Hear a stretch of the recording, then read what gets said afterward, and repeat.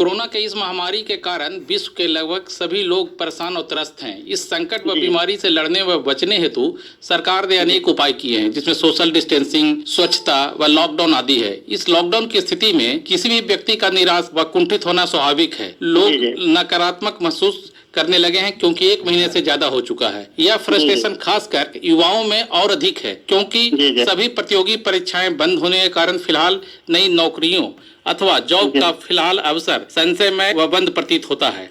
ऐसी स्थिति में युवाओं को किस तरह से अपने आप को संतुलित और स्वस्थ रखते हुए प्रतियोगी परीक्षाओं की तैयारी करें व नौकरी की उम्मीद और एक अच्छे भविष्य की आशा में सुखद और पॉजिटिव विचारों के साथ अपने एम और लक्ष्य के प्रति लगे रहें। सर जी दोस्तों, मैं इस कोरोना महामारी के अवसर पे आप लोग लॉकडाउन में हैं और मैं सबसे अपील करता हूं कि आप बिल्कुल घर में रहें और सुरक्षित रहें।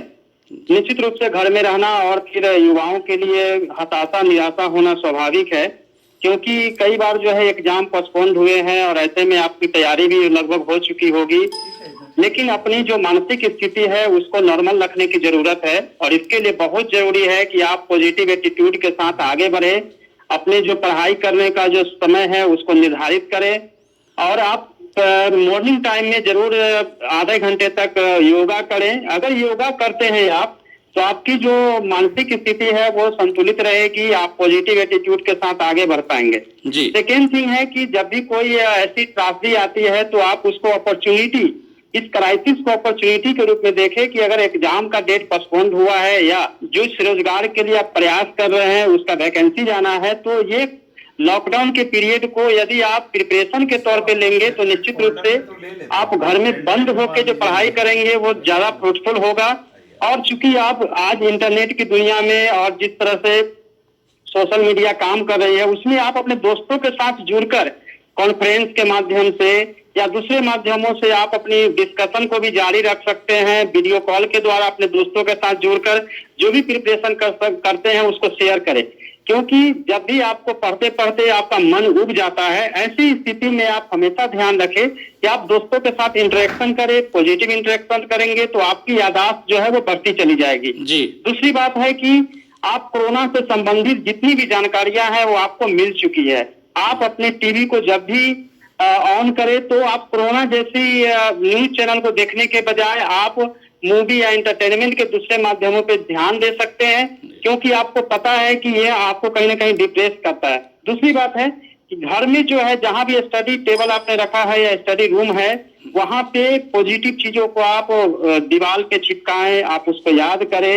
याद करने का तरीका यह होता है कि मॉर्निंग में जो पढ़ाई की जाती है उसको आप जरूर थिंकिंग करें, थिंकिंग करने के बाद राइटिंग करें। यदि यह प्रोसेस आप करते हैं तो आपकी जो तैयारी है वो बहुत ही अच्छी वे में जाएगी और आपका कॉन्फिडेंस धीरे धीरे बढ़ता चला जाएगा। क्योंकि यदि आप अध्ययन, चिंतन और लेखन ये 3 प्रोसेस को अपनाते हैं तो दुनिया का कोई भी कॉम्पिटिटिव एग्जाम्स को आप क्रैक कर सकते हैं। युवाओं को खास तौर पे मेरे दोस्तों यह समझना है कि यह अवसर जो हमको मिला है उसको अपॉर्चुनिटी में बदलते हुए हमें तैयारी करनी है। खास तौर पे जो सिविल सर्विसेज की तैयारी कर रहे हैं या दूसरे कॉम्पिटिटिव एग्जाम की तैयारी कर रहे हैं वो एनसीईआरटी बुक्स को पढ़े। कई बार ऐसा होता है कि बुक्स आपको अवेलेबल नहीं होता है, आप शॉप पे नहीं जा पाते हैं, लेकिन आपको पता है कि एनसीईआरटी की बुक्स जो है सभी जो है ऑनलाइन साइट पे डाला गया है। बहुत सारी बुक्स जो है वो ऑनलाइन अवेलेबल है या स्टडी मटेरियल अवेलेबल है, जिसको आप डाउनलोड कर सकते हैं या फिर ऑनलाइन के माध्यम से आप उसकी पढ़ाई कर सकते हैं, तो उसको आप देखते रहें। दूसरी बात है कि जो भी पर्सनालिटी जो सक्सेसफुल पर्सनालिटी रहा है उनका वीडियो देखेंगे तो आपको मोटिवेशन मिलेगा कि हमें भी कुछ करना है और हमें इससे अच्छा करना है। हालांकि लॉकडाउन के द्वारा जो है आप लोग की निश्चित रूप से जो है मन स्थिति जो है वो अच्छी नहीं होती है, कई बार जो है आप डिप्रेस होते हैं, लेकिन निगेटिव चीजों को ध्यान में रखने के बजाय आप देखेंगे कि पर्यावरण कितना शुद्ध हुआ है, अच्छा हुआ है, ओजोन में जो छिद्र थे वो भर गए हैं, आबोहवा बहुत बढ़िया हो गया है, उसको भी ध्यान रखना चाहिए और उसको ध्यान में रखते हुए आप उसका भी अध्ययन करें। कोरोना के बारे में डिटेल्स चूंकि एग्जाम में भी पूछा जाना है, इसलिए आप ये जान लें कि कोरोना कैसे है, क्या है, कैसे फैलता है, कैसे बचा जा सकता है। सोशल डिस्टेंसिंग का पालन करें, लोगों को अवेयर करें, तो आपकी जो डिप्रेशन है वो धीरे धीरे कम होती चली जाएगी और आप बेटर वे में आप तैयारी कर पाएंगे। लेकिन अपनी फिजिकल जो एक्टिविटी है उसको घर के अंदर जरूर करें, क्योंकि ये आपकी इम्यूनिटी सिस्टम को भी मजबूत करता है, आपकी मेंटल कंडीशन को स्ट्रांग करता है। तो तैयारी ऐसे करें, एनसीईआरटी की बुक सहित जितनी भी टेक्स्ट बुक की किताब जो आपको पढ़नी थी उन सब किताबों का भी आप बार बार रिवीजन करेंगे। जितनी बार आप ज्यादा रिवीजन करेंगे उतना ज्यादा आपको याद होगा। मैं ऐसा मानता हूं कि 5 बुक को पढ़ने के बजाय एक बुक को 5 बार पढ़ना चाहिए, तो आपको बिल्कुल ही याद हो जाएगा। अगर एक ही विषय से संबंधित 5 बुक है तो पांचों किताब को अगर आप कंपेयर करेंगे तो 10% का ही कम डिफरेंस होता है। तो 10% से क्वेश्चंस भी बहुत ही संभावना नहीं होती है कि पूछा जाए। इसीलिए एक अच्छी किताब को 5 बार जरूर पढ़े। और दोस्तों, अगर मेरी बात को अगर मानेंगे और आप उसके हिसाब से तैयारी करेंगे तो निश्चित रूप से आप जीवन के जो भी आप एग्जाम्स देना चाहते हैं, जो भी कॉम्पिटिटिव एग्जाम्स है, आप उसमें निश्चित रूप से सफल होंगे।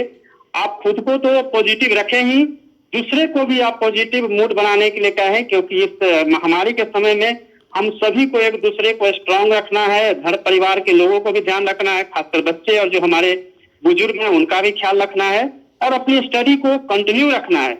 क्योंकि यह समय अगर आपने गवा दिया तो दूसरे जो स्टूडेंट्स हैं वो आगे निकल जाएंगे, क्योंकि इसको पढ़ाई के अपॉर्चुनिटी के रूप में लेंगे, स्टडी करेंगे। और आप अगर पढ़ते नहीं रहेंगे और गुस्सा या फिर डिप्रेशन में अगर आप जाएंगे तो आपका ही नुकसान है। इसीलिए पॉजिटिव एटीट्यूड रखिए। कोई भी जीवन का कॉम्पिटिटिव एग्जाम आप निकाल सकते हैं, क्योंकि मैं कहता हूं कि जब जागो तभी सवेरा। आज से आप स्टडी करिए, अपनी बुलंदी के साथ स्टडी करिए, रिवीजन करिए, लेखन करिए और पॉजिटिव मूड बनाए रखिए, ताकि आपकी इम्यूनिटी भी जो है स्ट्रांग रहेगी। यह महामारी भी और यह बुरा समय भी निकल जाएगा जी। और आप लोगों के जीवन में एक ब्राइट फ्यूचर बने। मेरी ओर से बहुत सारी शुभकामनाएं आप सभी युवाओं को। सर, एक क्वेश्चन और है, आप प्राइमरी एजुकेशन के डायरेक्टर भी हैं सर। आजकल स्कूल बंद है, प्राइमरी स्कूल या सभी स्कूल, खासकर प्राइमरी स्कूल के बच्चों के पढ़ाई के लिए सरकार भविष्य में क्या योजना बना रही है, क्या सोच रही है? देखिए, अभी मैंने बिहार टेक्स्ट बुक बोर्ड में क्लास 1 से लेकर क्लास 12 क्लास तक की सभी बुक्स को ऑनलाइन करने का काम मैंने शुरू करवाया है जी। और अपडेशन भी चल रहा है। जो अच्छी जो किताबें ओल्ड हो गई थी, जो सिलेबस में नहीं था, उसको हटाया जा रहा है और जल्दी ही 1 वीक के अंदर सभी बुक्स जो है वो Bihar text book board corporation के सॉफ्टवेयर पे अपलोड हो जाएगा। और अगले वीक हम एक ऐप भी लॉन्च करने जा रहे हैं, जिसके माध्यम से बच्चे घर में रहकर अपने पिताजी के मोबाइल से या फिर खुद का अगर स्मार्टफोन है तो अच्छा है, वो वहां से पढ़ सकते हैं, डाउनलोड कर सकते हैं। और चैप्टर वाइज भी किया जा रहा है, ताकि अगर किसी स्टूडेंट 9th क्लास के बच्चे को अगर कोई साइंस का 5th चैप्टर पढ़ना है तो वहां से वो चैप्टर को भी पढ़ सकते हैं। तो बहुत ही कोशिश की जा रही है कि आप लोगों को मिले। जो प्राइवेट स्कूल्स के बच्चे हैं उनको ऑलरेडी अलग अलग जिला पदाधिकारियों द्वारा इंस्ट्रक्शन दिया गया था कि बुक स्टॉल खुले रहेंगे और उनको होम डिलीवरी करा के बुक्स पहुंचा दिया जाएगा। और पेरेंट्स को भी उनको मदद करनी है, जहां भी उनको, चूंकि प्राइमरी के जो बच्चे होते हैं उनको बुक डाउनलोड करने में या उनको पढ़ाने में। और साथ ही हम लोगों ने बुक्स प्रिंटिंग का भी काम पैरेलली शुरू करवाया है, जो कि नगर पालिका क्षेत्र से बाहर है जी। तो जैसे लॉकडाउन खत्म होगा तो हम लोग बुक्स भी अवेलेबल करवा देंगे। लेकिन फिलहाल वो उनका जो टाइम निकल गया है और बच्चे चूंकि ऑलरेडी बिना एग्जाम दिए ही अपग्रेड कर गए हैं नेक्स्ट क्लास में, आपने देखा होगा करने का डिसीजन किया था। जी।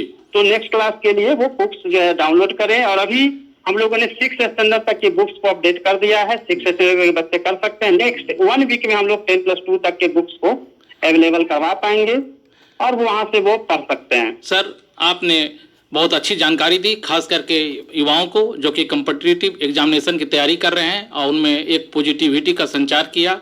और बच्चों के लिए जो भविष्य में जो क्या योजना है, इसके लिए भी सरकार क्या कर रही है प्राइमरी एजुकेशन के बच्चों के लिए, प्राइमरी के बच्चों के लिए। आपको बहुत बहुत धन्यवाद।